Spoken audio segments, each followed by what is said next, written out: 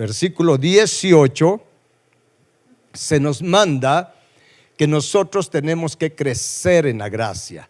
Dice allí, antes bien, dice, creced en la gracia y en ¿qué más?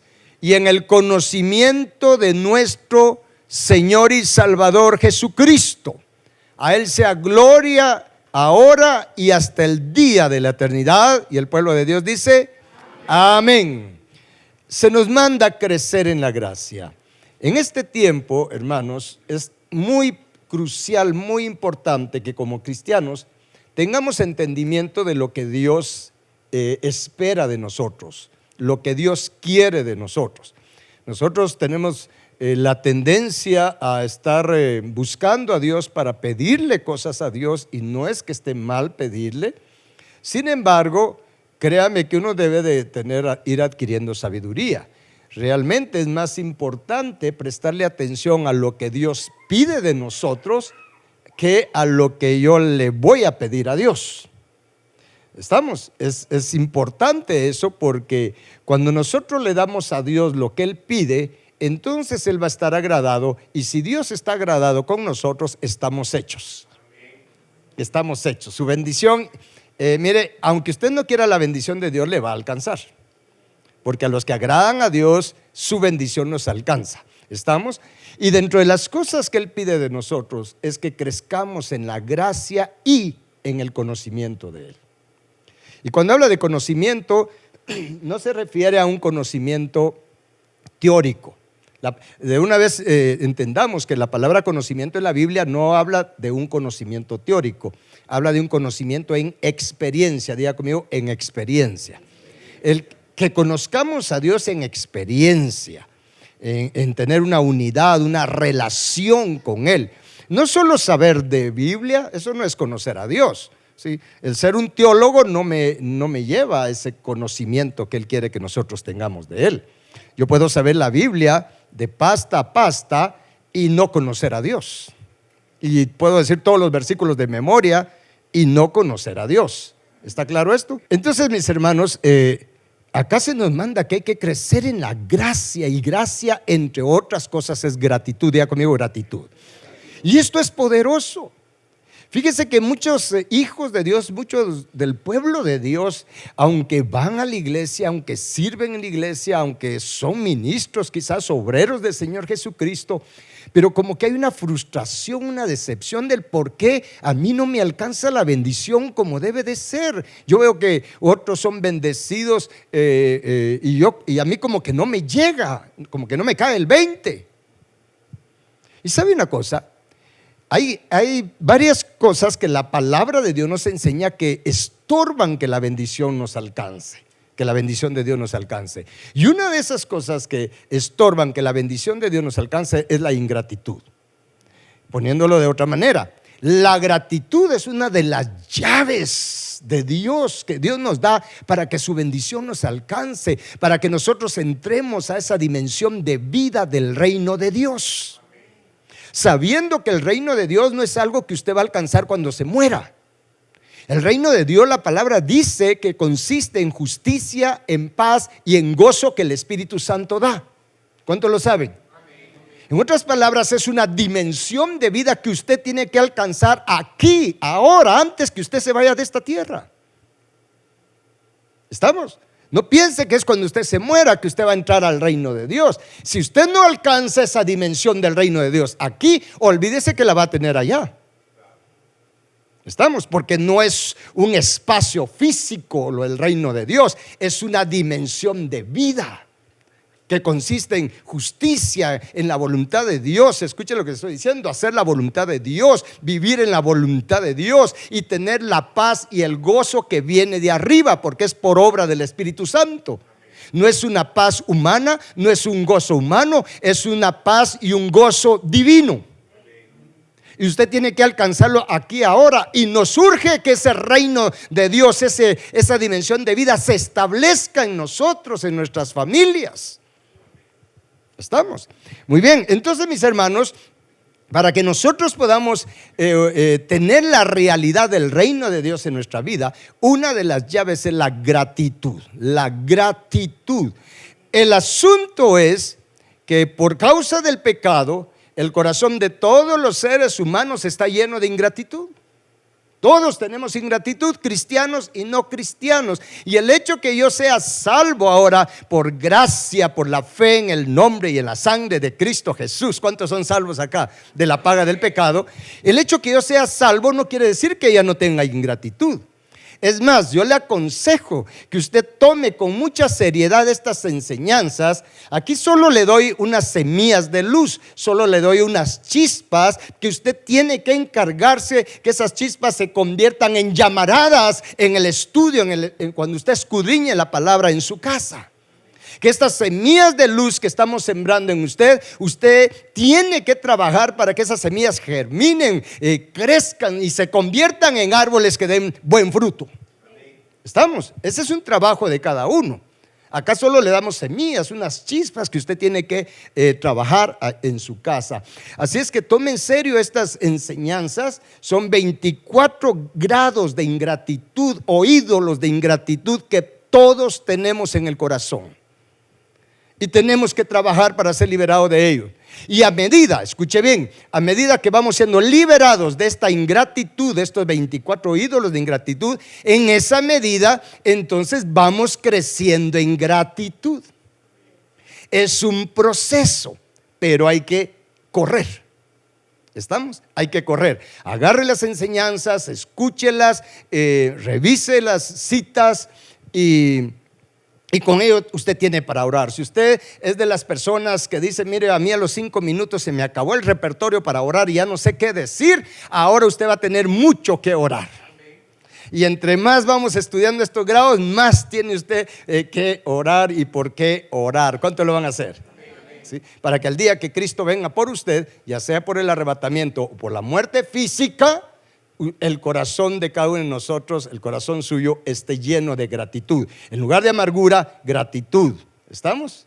En lugar de engaño y maldad, el corazón de cada uno de nosotros esté lleno de gratitud, que al final de cuentas es el amor de Dios derramado en nuestro corazón.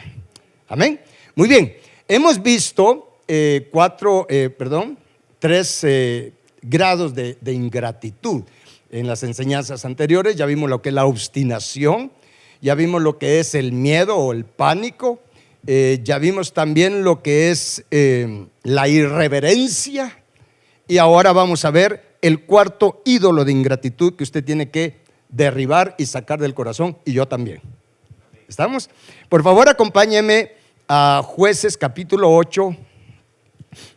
En Jueces capítulo 8 vamos a leer mejor. Fíjese que acá en el libro de Jueces, en el capítulo 8, se narra cuando Gedeón fue enviado por Dios. Gedeón significa guerrero, el que destruye, el que deshace, en el buen sentido. Fíjese que creo que ustedes, la mayoría, saben la historia de Gedeón, el relato de Gedeón, como el Señor se le apareció y pasaron una serie de acontecimientos y lo envió a pelear en contra de los madianitas. En ese tiempo los madianitas le hacían la vida imposible al pueblo de Israel. Miren, esto es bien tremendo. Ahí hay unas enseñanzas poderosas. Cuando usted lee, por ejemplo, Jueces capítulo 7, capítulo 8, el libro de Jueces, los madianitas solo esperaban a que los israelitas tuvieran sus cosechas, y todos los israelitas trabajaban duro, y de repente llegaban los madianitas a robarles todo. ¿Sí? A robarles todo. Entonces Gedeón, incluso cuando se le apareció el Señor, Gedeón estaba trabajando en esconder su cosecha por causa de los madianitas. Los madianitas los dejaban pobres, los empobrecían. Así dice la palabra, que el pueblo de Israel era empobrecido por causa de los madianitas. Curiosamente o interesantemente, la palabra madianita significa pleito, contienda. Los pleitos, las contiendas empobrecían al pueblo de Israel. Solo que ese es otro tema. Porque donde están juntos en armonía, allí envía Jehová bendición. ¿Estamos? Bueno, entonces cuando Gedeón hizo lo que Dios le mandó, porque Gedeón de verdad fue un hombre valiente, está entre los... Fíjese que a mí me gusta mucho esto porque de verdad aprendo bastante. Gedeón está entre los héroes de la fe en Hebreos capítulo 11, porque de verdad fue valiente, le creyó a Dios. Diga conmigo, le creyó a Dios. Y con un ejército de 300 hombres que Dios le dejó al final, con ese ejército de 300 hombres hizo pedazos a los madianitas. No se necesita mucho para echar fuera de nosotros la contienda, el pleito y todas esas cosas, cuando la presencia de Dios es con nosotros. Entonces fíjese que, pero el asunto que como no es cómo se empieza, sino cómo se termina. Lo voy a repetir, en Dios no es cómo se empieza, sino cómo se termina. Fíjese que Gedeón fue valiente, hizo honor a su nombre, Gedeón. De hecho le llamaron también Jerobaal, porque le dijeron: Baal contienda contigo, Gedeón, porque se fue a derribar los Baales y todas las imágenes que tenía su papá y en el pueblo ahí de Israel, eran idólatras. Pero fíjese que cuando él ya venció a los madianitas y él ya estaba tranquilo, entonces vamos a leer en el versículo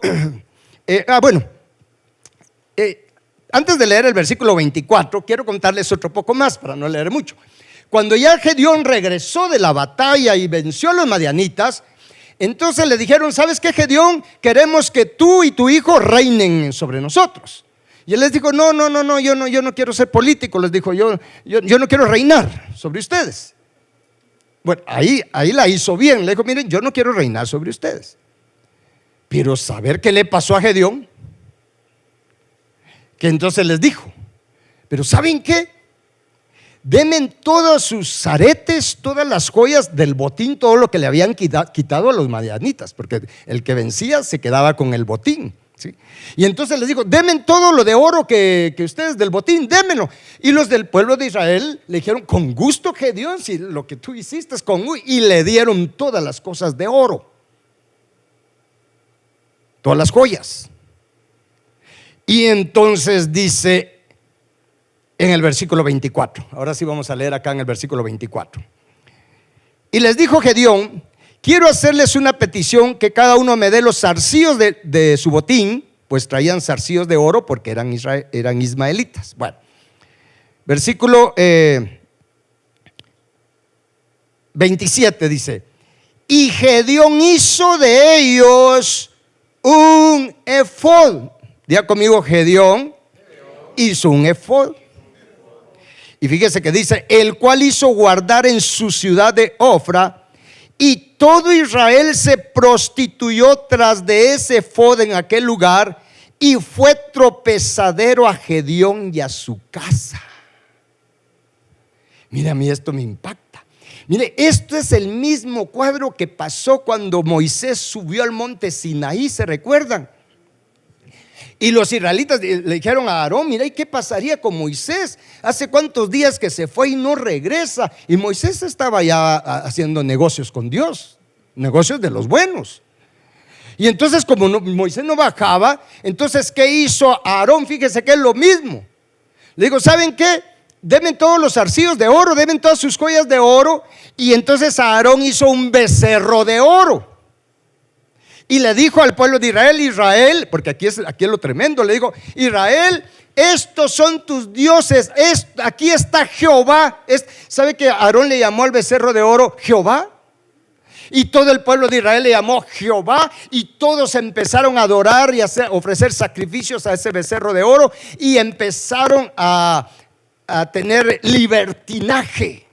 Parecía bueno eso. Mire, pero como está escrito también en Proverbios, hay caminos que parecen derechos o rectos, pero son caminos que llevan a la muerte. ¿Me está escuchando? Fíjese que aquí, ¿qué hizo Gedeón? Hizo un efod. ¿Qué era el efod? ¿Cuántos saben qué era el efod? El efod era una pieza de las vestiduras del sumo sacerdote. Era lo que se ponía, haga de caso que era como una gabacha sobre la cual estaba el pectoral, el urín y el tumín. Tal vez usted no sabe qué es eso. Bueno, sí sabe, porque usted sí escudriña la palabra, ¿verdad? Usted sí sabe de Biblia. El turín y el umín era cuando consultaban a Dios, cuando buscaban saber la voluntad de Dios, hermanos, ¿sí? si alguien utilizaba o pedía el efod y llamaba al sacerdote y le decía traigan el efod, porque ahí estaba el Urim y Tumim, era David. David no se movía sin consultar la voluntad de Dios. En ese tiempo era a través del efod. Ahí estaba el pectoral.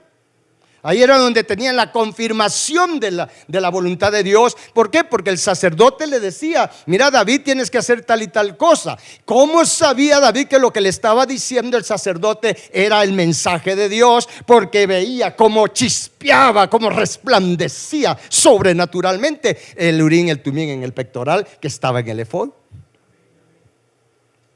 Porque Dios así lo había establecido. Pero resulta, porque aquí es donde viene el asunto, que a Gedeón se le ocurrió que en lugar del efod, en lo que tenía el sumo sacerdote, él se hizo un efod de oro. Algo así como que no hay necesidad que yo tenga que consultar la voluntad de Dios o con el sacerdote. No, ¿saben qué? Yo voy a tener ese efod en mi casa. Sí. Realmente, ¿de qué ídolo nos está hablando esto? Fíjese que la palabra efod, como en muchas cosas de la Biblia, la palabra efod tiene dos lados. El lado bueno, diga conmigo, el lado bueno, y el lado no bueno. Fíjese que el efod, pues cuando era usado como en la voluntad de Dios, pues era de bendición. Pero lo que pasa es que esta palabra efod, en hebreo es la palabra efod. Es que es efod, pero es efod. Y fíjese que significa, efod significa ceñir, o significa vestidura que cubre. Escuche bien, una vestidura que cubre significa faja. Y ahí vamos a ver cómo funciona esto. Pero también esta palabra efod significa ídolo o imagen. Usted lo puede ver en la concordancia de Strong. Y es aquí el asunto, hermanos, porque realmente Gedeón, él no se dio cuenta que este ídolo de ingratitud, que este ídolo que le vamos a llamar ídolo de autojustificación, diga conmigo, autojustificación.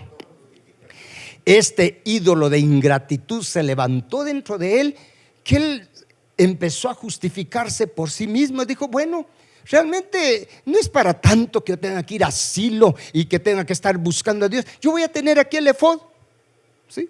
Yo no tengo que estar buscando a nadie. Aquí tengo este efod, aquí este efod de oro. Esto es lo que a mí me va a regir. En otras palabras, yo no tengo por qué estar buscando la voluntad de Dios. Yo voy a hacer lo que yo creo que es conveniente, lo que yo pienso que es correcto, lo que yo pienso. No creo que sea para tanto que yo tenga que estar haciendo lo que la Biblia dice, que hay que congregarse, que hay que orar, que hay que escudriñar la palabra, que hay que consagrarse, que hay que dedicarse a Dios, que hay que crecer en santidad. No creo que sea para tanto. No sé si me estoy dando a entender con esto. Porque él hizo su efod de oro, su becerro de oro, su doctrina. Amén. Entonces, mire, esto es bien interesante, porque este ídolo de autojustificación, que es un ídolo de ingratitud, es lo que nos hace ser ingratos, menospreciar el gobierno, la soberanía y la voluntad de Dios para nuestra vida. ¿Me está escuchando? Este ídolo de ingratitud es lo que nos impulsa a tener una actitud, a pensamientos primero y actitudes de menosprecio al gobierno, a la soberanía, a la voluntad de Dios para mi vida, a los planes de Dios para mi vida, sin darnos cuenta que eso es lo que nos mete en graves problemas y es lo que aleja la bendición de Dios de nuestras vidas. Mire, el querer tener nosotros nuestro propio efod para decidir qué es lo que conviene y qué es lo que no me conviene, sin tomar en cuenta la voluntad de Dios, la decisión de Dios para nuestra vida. Fíjese que la mayoría tenemos esta tendencia, porque este problema, esta ingratitud la tenemos todo. Lo que pasa es que no nos damos cuenta que es un ídolo que se levanta dentro de nosotros, una imagen falsa, un Dios falso dentro de nosotros. Gedeón hizo un efod falso. ¿Estamos? Y el problema es que, fíjese que hasta dónde llegó el asunto. Él hizo el efod de oro, y por lo que dice ahí la palabra, que todo el pueblo, yo creo que así dice, si todo Israel se prostituyó tras ese efod, quiere decir que los influenció, hermanos, a que quitaran su mirada del Altísimo y la pusieran en ese efod de oro. ¿Estamos? Y mire, de verdad, esto a mí me confronta, porque todos tenemos ese problema de no ponerle atención o no tener esa actitud de buscar a Dios para conocer su voluntad. Normalmente lo que hacemos es que nosotros hacemos planes, nosotros establecemos lo que queremos y lo que deseamos, y entonces buscamos a Dios y le decimos: Señor mío, Dios mío, esto es lo que yo quiero, por favor, te encargo que hagas que me des esto. ¿O no? Entonces vamos con una lista de peticiones, pero pocos son los que dicen: Señor, yo aquí tengo pues mi lista, pero ¿sabes qué, Señor? Yo te suplico, dime tú cuáles son los planes que tienes para mi vida. ¿Cuál es tu voluntad para mi vida, Señor? ¿Qué quieres que yo sea? ¿Qué quieres que yo haga? ¿Cuántos solteros hay aquí? Levante la mano. Levante la mano, pero levántela bien para que lo miren. ¿Sí? Hermanos, una cosa importante es decirle: Señor mío, Dios mío, ¿con quién quieres tú que yo me case? Mire, si tan solo se tuviera esa actitud, se ahorrarían un montón de dolores de cabeza. Lo que pasa es que cuando ya tomaron su propia decisión: no, esta persona, con esta voy a ser feliz, esta es la que me conviene, Padre, te encargo que me lo des. Y si no se lo da a Dios, entonces se lo buscan por sí mismos. Y después vienen llorando. Es que mire. Y tal vez: Padre, pero ¿por qué me diste este cónyuge? Pues si yo no te lo di, tú te lo buscaste, tú te hiciste tu efod de oro. Porque sabe que este efod de oro, esta ingratitud nos lleva a autojustificarnos. Nunca aceptamos nuestra responsabilidad de nuestros errores, de nuestras equivocaciones, de actuar fuera de la voluntad de Dios, sin preocuparnos de conocer la voluntad de Dios. Y el problema es que nos impulsa a autojustificarnos, echándole la culpa a las demás personas o echándole la culpa a Dios de nuestras desgracias, cuando fue por no haber consultado a Jehová. ¿Estamos? Miren, es por eso que David, ¿sabe usted que David era un hombre pecador igual que nosotros? ¿Cuántos son pecadores acá? ¿Cuántos son pecadores? No os hagáis. Todos somos pecadores. David era pecador, pero cuando Dios habló de David, dijo: he hallado un hombre conforme a mi corazón. ¿Y por qué Dios dijo que David era un hombre conforme a su corazón si era pecador? Y dijo: porque yo sé que hará lo que yo quiero. ¿Y saben qué era la actitud de David? Nunca fue a la guerra. Escuche bien, David nunca hizo algo. Bueno, algunas cosas que no consultó, sí, porque cuando vio a Betsabé no le consultó a Jehová. Pero en el resto de cosas, él nunca fue a la guerra sin consultar el efod, sin consultar a Dios. Acompáñeme por favor a 1 Samuel capítulo 30. ¿Sí me estoy dando a entender con esto? En 1 Samuel capítulo 30 versículos 7 y 8. Este es un ejemplo de muchos que hay ahí en la Biblia, de la actitud de David para cuando él iba a ir a la guerra. En este caso, uno de los tantos casos, dice acá en el versículo 7: y dijo David al sacerdote Abiatar, hijo de Ahimelech: yo te ruego que me acerques el efod. Y Abiatar acercó el efod a David. Y dice: ¿y qué hizo David? Y David consultó a Jehová diciendo: ¿perseguiré a estos merodeadores? ¿los podré alcanzar? Y él le dijo, o sea, Dios le dijo, síguelos, porque ciertamente los alcanzarás y de cierto librarás a los cautivos. Vea qué actitud la de David. ¿Sabe que David tenía un buen ejército? David sabía que él tenía la capacidad, escuche bien esto por favor. David sabía que él tenía la capacidad humana para poder ir a destruir a estos merodeadores. Él lo podía hacer, pero David no daba un paso. Él decía, el sacerdote, traigan el efod, quiero consultar a Jehová. Y David le decía, Señor, ¿quieres que persiga a estos? En otras partes de la escritura dice, ¿quieres que vaya a la batalla, Señor? Y no solo preguntaba si debía ir. Cuando Dios le decía, sí ve, David todavía se quedaba ahí y le decía, ¿y cuál es la estrategia? ¿Cuál es el plan? Señor, yo soy un experto guerrero, yo puedo idearme un plan ahí de batalla, pero Señor, ¿cuál es el plan que tú tienes? Y entonces Dios le revelaba su voluntad. Dios le daba el consejo y entonces David iba con aquella seguridad. No importaba si el otro ejército de hermanos era más fuerte o más grandote, pero David sabía que si Dios lo había enviado, la victoria estaba asegurada. ¿Está claro esto?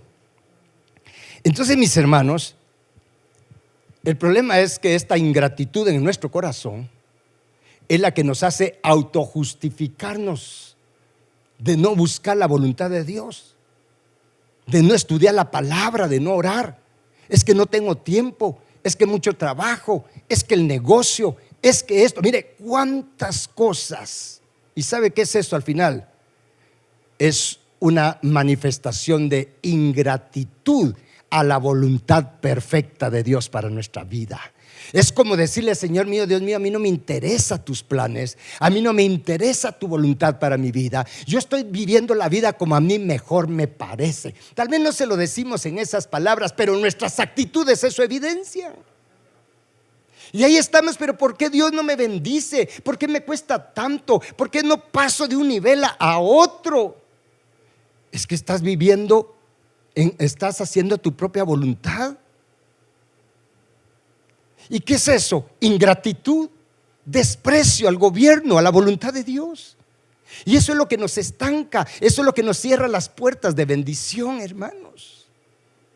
No sé si les está haciendo sentido esto, ¿sí? Contrario a Saúl, que era, ¿se recuerdan del rey Saúl? Es más, a Saúl sí le dijeron, dice Dios que tienes que hacer esto con los ismaelitas, tienes que acabarlos. Y Saúl hizo lo que él quiso. Y cuando ya llegó el profeta, Samuel le dijo, pero Saúl, ¿por qué no hiciste lo que te dije de parte de Dios? Es que el pueblo me presionó. La autojustificación. Ahora, esto viene desde Adán. No es para que le echemos la culpa a Adán, pues, porque si no caemos en lo mismo. Pero esto viene desde Adán. Veamos esto, cómo funcionó en Adán. Se recuerda que esta palabra efod significa cubrirse, como levantar un muro ahí de protección. Acompáñenme a Génesis capítulo 3, versículo 7, por favor. Veamos qué pasó con Adán y Eva. Cuando lo tenga me dice. Va. Fíjese que en el versículo 7, de esto fue que después que pecaron, usted conoce la historia. Si no ha leído la Biblia, por lo menos ha visto una película. O la ha visto ahí en la tele, ¿verdad? ¿O no? Va. O lo ha visto en dibujitos, pues. Va. Se recuerda que Adán y Eva estaban vestidos de luz, porque Dios los hizo a su imagen y semejanza, y Dios se viste de luz. Ellos eran seres de luz. Cuando entró el pecado, cuando ellos abrieron su corazón a las tinieblas de Satanás, Dios los despojó de esa vestidura de luz, de gloria. Fueron destituidos de la gloria de Dios. Y entonces se vieron desnudos, porque ya no tenían esa cobertura de luz.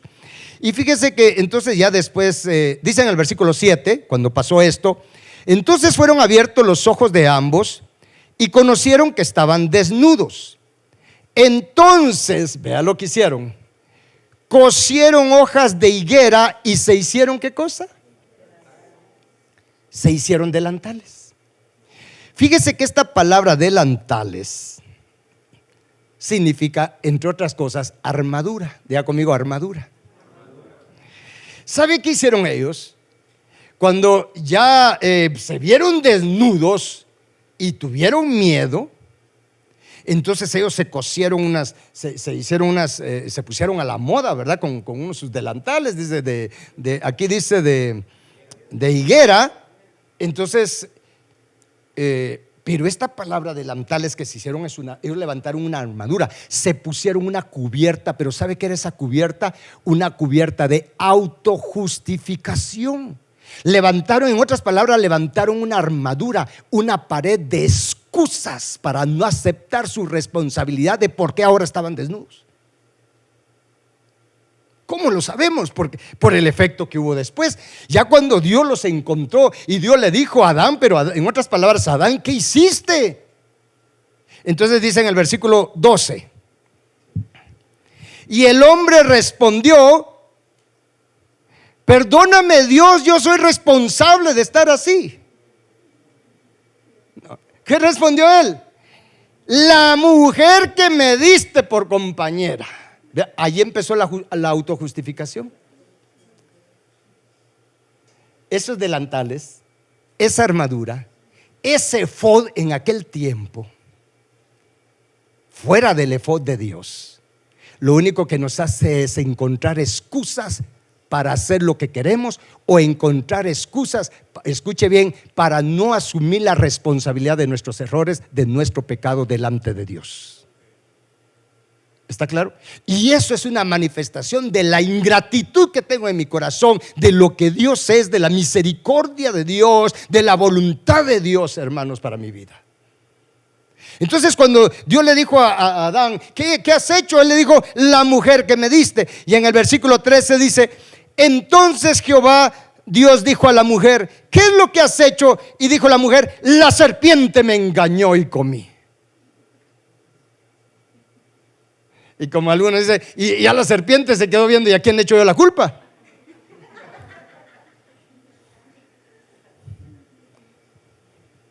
Porque Adán y Eva no, mire, solo ellos estaban ahí en el huerto, pues. Iba a decir otra cosa, pero me estoy. Mire, es que esto es tremendo. Antes no eran así Adán y Eva. Fue cuando el pecado entró, cuando la ingratitud se levantó, cuando se levantó este ídolo de autojustificación, entonces ellos encontraron siempre una excusa, número uno, para no asumir su responsabilidad en menospreciar la voluntad de Dios, en no tomar en serio la voluntad de Dios. Una autojustificación y argumentos para no asumir su responsabilidad de sus errores, del pecado, de todo lo que ellos transgredieron la ley de Dios. ¿Me está escuchando? Y eso es lo mismo para nosotros ahora. Este ídolo, hermanos, es de ingratitud, de lo que nos hace poner 1001 excusas para no caminar con Dios, para no servirle a Dios, para no agarrar la visión de Dios. Mire cuánto hay que hacer en la obra de Dios, hermanos, pero los obreros son pocos, porque la mayoría se ponen este delantal, esta armadura de excusas: no tengo tiempo, que esto y que el otro, que no me siento bien. Cuando esté bien con Dios, entonces, miren mis hermanos, y para excusas, Satanás es un experto. Hoy sí ya no hubo ningún amén. ¿Estamos? Entonces, mis hermanos, necesitamos ser liberados de este ídolo de ingratitud que se llama autojustificación. ¿Sí? Por todo nos andamos justificando. Mire, es que eso de autojustificación es, hermanos, encontrar, mire, querer nosotros ganarnos, por decirlo así, la aprobación de Dios con nuestras propias fuerzas. Cuando Dios lo que quiere, la palabra dice: miren, si Dios no quiere sacrificios, Él lo que quiere es obediencia a su voluntad. ¿O no? Él lo que quiere es obediencia. No es que tan impresionantes sean tus planes. Dios lo que quiere es, escuche bien, Dios lo que quiere es que nos interesemos en los planes que Él tiene para nosotros. ¿Me está escuchando? En los planes que Él tiene para nosotros.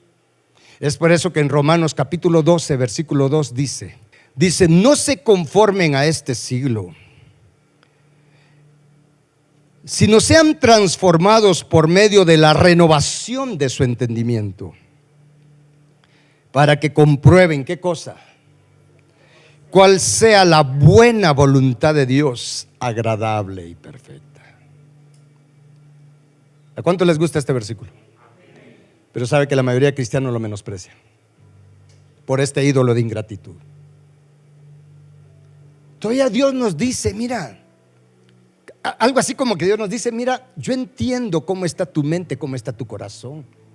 Entiendo toda esa ingratitud que hay en tu corazón, algo así. Pero Dios todavía nos dice, ¿sabes qué?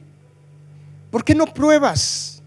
Deja a un lado tus planes, deja a un lado tus excusas, deja de autojustificarte y comprueba, prueba, y verás que aquello que piensas que no te va a dar gozo, no te va a hacer disfrutar de la vida, verás que la voluntad de Dios es buena, es agradable y es perfecta. La ingratitud de nuestro corazón nos hace menospreciar la voluntad de Dios, hermanos, y su voluntad es buena, es lo que más nos conviene. Tenemos que quitar este ídolo de ingratitud de nuestro corazón, que nos hace creer que la voluntad de Dios no es lo mejor para nosotros, y entonces nos inclinamos ante nuestra propia voluntad. Este ídolo se levanta como un Dios, como un efod falso, diciendo, esto es lo que te conviene. Si haces la voluntad de Dios, no vas a sentir agradable, te va a ser aburrido. ¿Cuántos tienen miedo a consagrarse a Dios? ¿Cuántos tienen miedo de dedicar su vida a Dios porque piensan que su vida va a ser aburrida? ¿Cuántos no quieren saber nada de Dios? No quieren meterse en las cosas de Dios porque piensan que entonces ya no van a disfrutar la vida. ¿Saben? Esa es la epítome de la ignorancia. ¿Están escuchando? Eso es una manifestación de ingratitud. Soy ingrato con su voluntad, que sí es buena, es agradable, es perfecta. Pero este ídolo de ingratitud nos hace hacer nuestra propia voluntad y menospreciamos la voluntad de Dios. Y créanme, este problema lo tenemos todo. Esto era lo que a mí me estorbaba que yo buscara de Dios antes. Es más, antes de ser cristiano yo pensaba, mire, para mí ser cristiano era sinónimo de una vida aburrida. No sé si a usted le pasó, pero para mí ser cristiano era sinónimo de una vida aburrida. Qué aburrido estar yendo a la iglesia, qué aburrido que ya no voy a poder hacer lo que yo quiero, sin darme cuenta que lo que yo quería hacer y que estaba haciendo solo me estaba llevando a la muerte. ¿O no es esa la realidad? Y ya siendo cristiano de igual manera, ¿verdad? Bueno, está bien, soy cristiano, voy a servir, pero no me exijan mucho. ¿Sí? Porque yo también tengo mis gustitos. Lo que les mencioné, yo solo quiero $3 de Dios, lo suficiente como para que me bendiga, pero no mucho para que yo me sienta comprometido a consagrarme a Él.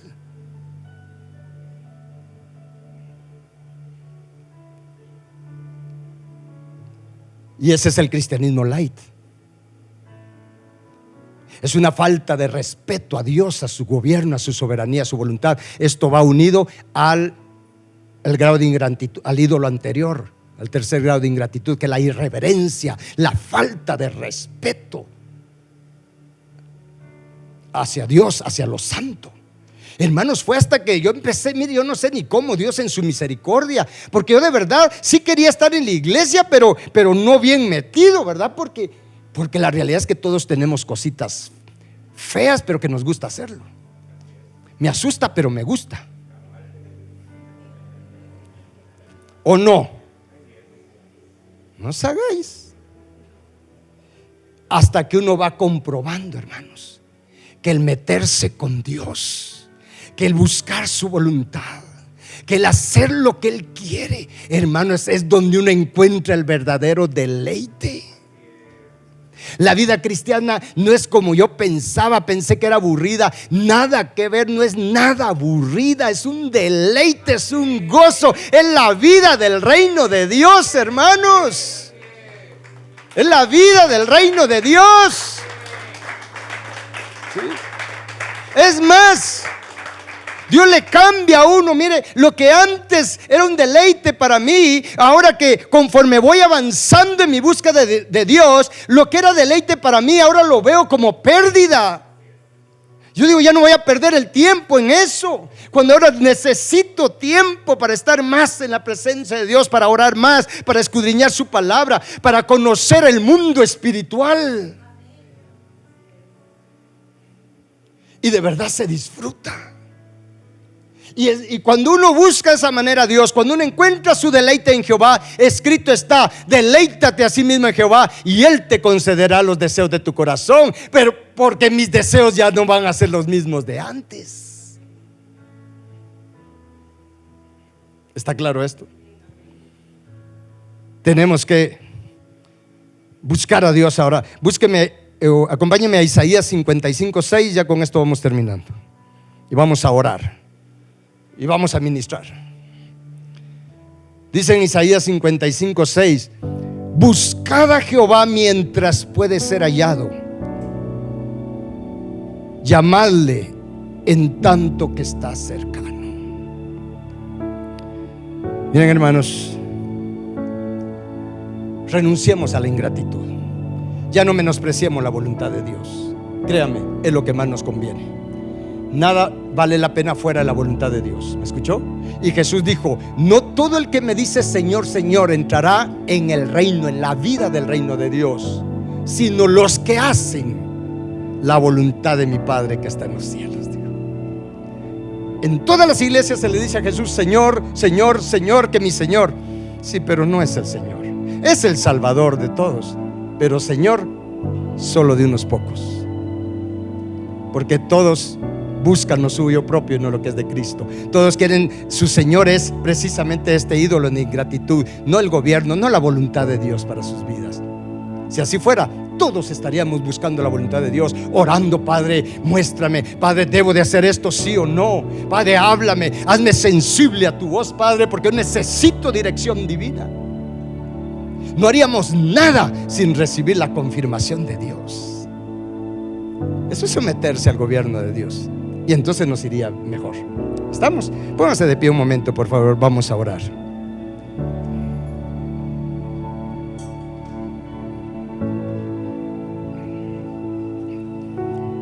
Si estamos conscientes que hemos sido ingratos, lo voy a decir de esta manera, hemos sido ingratos con Dios, estamos aprendiendo, hermanos, cómo poder avanzar a una vida llena de bendición. Y hay que quitar la ingratitud de nuestro corazón.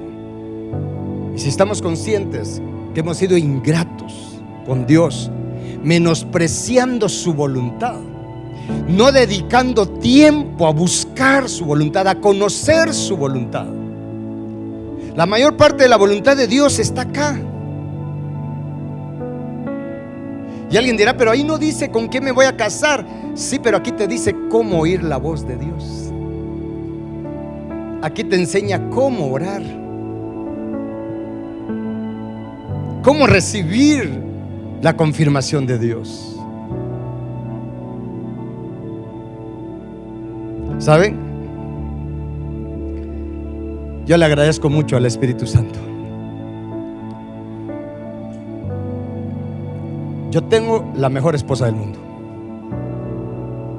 y aunque a usted no le guste. Pero ¿sabe una cosa? Me acuerdo en aquel tiempo cuando yo dije: ya no quiero estar solo, me voy a casar. Y al principio yo empecé con esa ingratitud a buscar, así: ¿quién? Tim Marín de Dos, ¿quién fue? Búcaro no fue. Y fíjese que en una de esas, de verdad, mire, le agradezco tanto a Dios. En una de esas, yo estaba orando, me recuerdo, estaba orando en mi cuarto, cuando el Espíritu Santo me habló y me dijo que leyera un versículo. Solo quiero corroborar si, como ya hace tanto tiempo eso.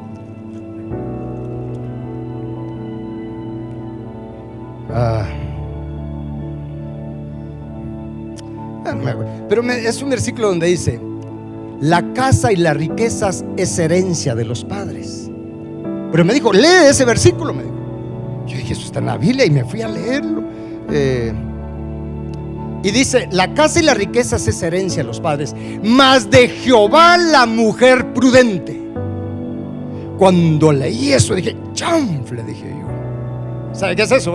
Es en hebreo, chanfle. ¿Qué cita es? Proverbios 19:14, solo se lo menciono. Dice así: la casa y la riqueza son herencia que dan los padres. Pero dice: más de Jehová, o sea que es la herencia que Dios nos da es la mujer prudente, la esposa prudente. Cuando yo leí esto, hermanos, dije: Señor, o sea que tú eres quien da la esposa. ¿Y sabe qué hice esa vez? Mire, yo le agradezco tanto, porque yo estaba más ignorante de las cosas de Dios que lo que estoy ahora. Pero yo me recuerdo que le dije: Señor, yo ya no voy a buscar. Aquí dice que la esposa y la mujer prudente, sabia, tú la das como una herencia. Entonces le dije: Padre, yo te pido que me des la mujer que tú tienes para mí. Eso sí, si se vale, te encargo que tenga esto y sea así, así, ¿verdad? Si se puede pedir gustitos. Y no le voy a decir qué cosas le pedí, pero sí me los concedió. Y mire, hermano, de verdad pasé como 2 meses. Mire, de verdad, yo orando: Padre, gracias por la esposa que tienes para mí. Gracias por la esposa que tienes para mí. A los 2 meses conocí a Lunalí. Y nos conocimos en Acapulco. Pero no andábamos de farra, andábamos en una cruzada de Benihín. Ella por su lado y yo por mi lado. Y ahí Dios nos juntó. Y ahí ella se empatinó conmigo. Ahí nos conocimos. Y no le dimos mucho tiempo al tiempo. Dios nos habló que éramos pareja.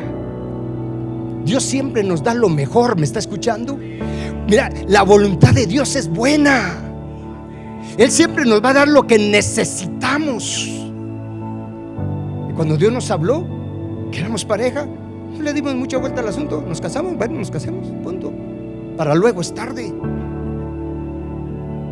Y sabe algo, disfrutamos nuestra compañía para gloria de Dios. Mire, de verdad, Dios nos ha dado la bendición de pasar, de poder estar juntos. Siempre andamos juntos. Siempre andamos juntos. Y no nos aburrimos. Nos sentimos bien, nos disfrutamos, hay paz, hay gozo. Mire, de verdad, me dio una mujer sabia, prudente, porque cuando me veo ofuscado es tan sabia que cuando siento ¿y qué se hizo? Y no hay peor cosa que lo dejan a uno peleando solito. No, de verdad, mire, vale la pena la voluntad de Dios para nuestra vida. No seamos ingratos con Dios decidiendo por nosotros mismos. No seamos ingratos. Busquemos la voluntad de Dios. Mire, renunciemos a esta ingratitud que hay en nuestro corazón. ¿Cuántos quieren renunciar a esa ingratitud? Pongámonos a cuentas con Dios Padre Celestial. Reconocemos que hay ingratitud en nuestro corazón. Padre, no tenemos idea de cuánto hemos menospreciado tu voluntad, pensando que tú no nos das lo mejor, pensando que tu voluntad no nos conviene, Padre. Pensando, Padre, que tú no conoces nuestras necesidades. Padre Celestial, te suplicamos perdón por todo lo que hemos menospreciado tus planes, tu voluntad para nosotros. Por todo el tiempo que hemos desperdiciado, Padre, andando en cosas vanas, en cosas que no nos aprovechan, buscando el deleite y el placer fuera de tu voluntad, Padre Celestial. Perdónanos, porque solo ha traído dolor a nuestra vida el buscar deleite, satisfacción fuera de tu voluntad, Padre. Esa es la realidad. El buscar deleite y satisfacción fuera de la voluntad de Dios solo trae dolor, solo trae tristeza, caos, miseria. Perdónanos, Dios. Señor, yo renuncio a esta ingratitud que hay en mi corazón. Renuncio, Señor, a todas estas actitudes que he tenido, que hay en mí, Señor, que me hacen menospreciar tu voluntad. Renuncio a toda autojustificación que he tenido, Señor, o que he levantado, Señor, para no afrontar mi responsabilidad. Señor nuestro, y dile conmigo: Padre eterno, te doy gracias porque tu voluntad es buena, agradable y perfecta, Padre celestial. Te doy gracias porque tú tienes lo mejor para mí, porque tus planes son planes de bien, son planes de bienestar para mi vida, Padre. Y dile conmigo: Padre eterno, yo te ruego ahora, produce en mí hambre de tu voluntad y lléname, Padre, del conocimiento de tu voluntad. Yo necesito conocer tu voluntad para mi vida, para mi familia, en cada área de mi vida. Yo necesito, Padre, hacer tu voluntad, vivir en tu voluntad. Padre nuestro, produce en mí así el querer como el hacer, por tu buena voluntad, de ser conocedor, sabio, entendido en tu voluntad. Levanta tus manos un momento. Padre, yo vengo orando por cada uno de mis hermanos. Sean libres de toda autojustificación que se levanta en cada uno. Sean libres de todo ídolo de autojustificación y de todo espíritu de autojustificación. Sean libres de toda excusa, de todo argumento, de todo pretexto que en la mente de cada uno se levanta en contra del conocimiento de Jehová.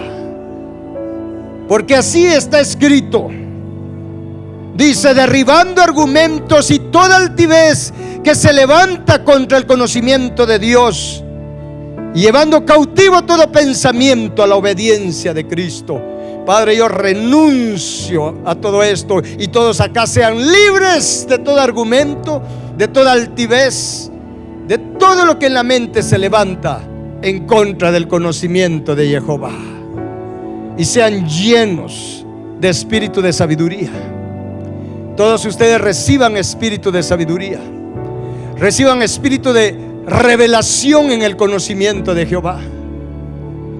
Y como está escrito en Colosenses 1:9, en el nombre de Jesús, sean llenos del conocimiento de la voluntad de Jehová, con sabiduría, con inteligencia espiritual, para que cada uno de ustedes ande, viva, camine como es digno delante del Señor, agradándole en todo, llevando fruto en toda buena obra, haciendo la voluntad de Dios en todo y por todo. Así está escrito, y sea hecho en ustedes. Sean llenos del conocimiento de la voluntad de Jehová, sean llenos de fe, sean llenos de sabiduría, sean llenos de gracia, de gratitud en su corazón cada uno. La gracia de Jehová se derrame en cada uno de ustedes, así como se derramó en Jesús. Así se derrame en cada uno la gracia, la gratitud de Jehová, en el nombre poderoso de Jesús.